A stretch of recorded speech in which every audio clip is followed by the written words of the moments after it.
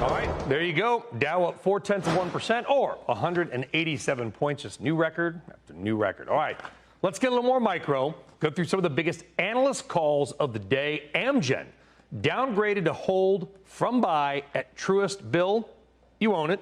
Does this make you nervous? It doesn't. I mean, these calls go back and forth. I mean, they're waiting for their GLP, their Lilly competition here. And if they're able to hit this right, I mean, this could be a $10 billion increase to their bottom line. I like the opportunity here. We're going to continue to own it. It's right in the middle of our pack. So they're going to continue. It's a cycle of analyst calls around this name. Okay, here we go. Let's talk, Bryn, about another energy source, lithium. Albemarle, their target was raised to 100 from 80. The stock by Deutsche Bank, Bryn, I don't need to tell you, this stock has really not been able to get out of its own way since it hit new highs 2 years ago. What's your take on Albemarle and this call? What do we do with it? I mean, the call just says the price should be where it is right now. I know. So, I know. Lithium, right. So, but lithium spot prices are down 55% over the last 1 year. And so to me, this is about China. And so if you want to play China, historically, China, and Michael Semblis had a really great piece on this, of the BRICS, China has the worst GDP throughput to earnings. So GDP is growing. It doesn't matter. It doesn't trickle through to earnings. So everyone thinks BABA and JD are cheap. They're going to remain cheap because that does not correlate. Stimulus does not correlate to earnings of these companies because they're a communist regime. But what does potentially go through is the commodity prices.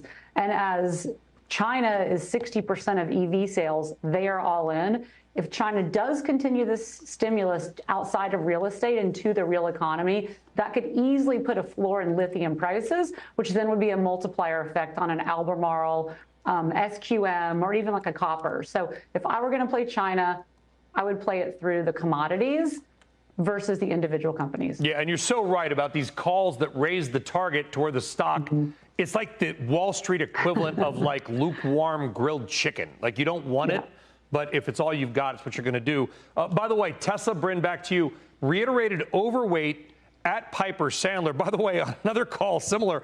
Evercore reiterates in line, but raises their target to 195. But as you can see on the screen, 195, Bryn, is below where Tesla's currently trading. Right. So that was grilled chicken. Maybe this is a stale bun. I don't know.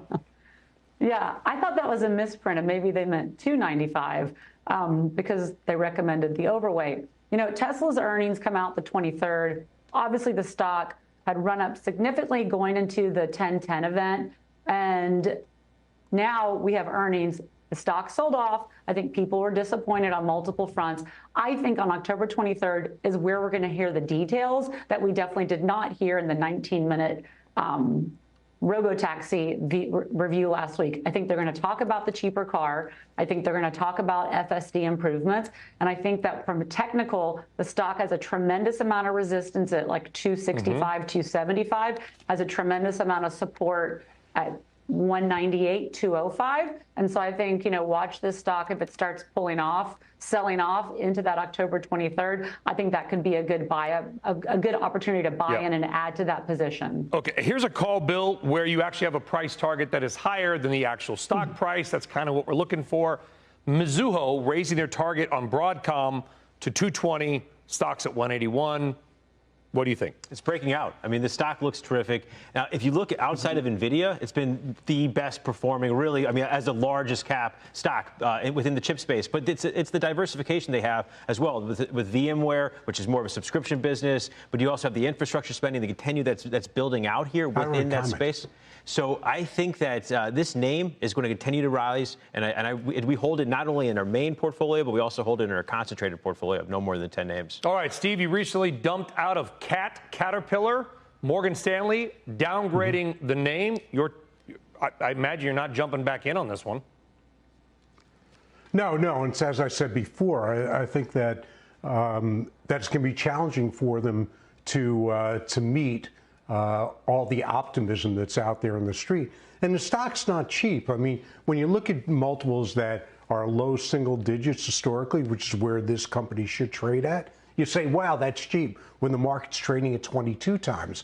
But there are traditional multiples depending upon the sector, depending upon companies, and this one right now I believe is overvalued. Morgan Stanley clearly agrees.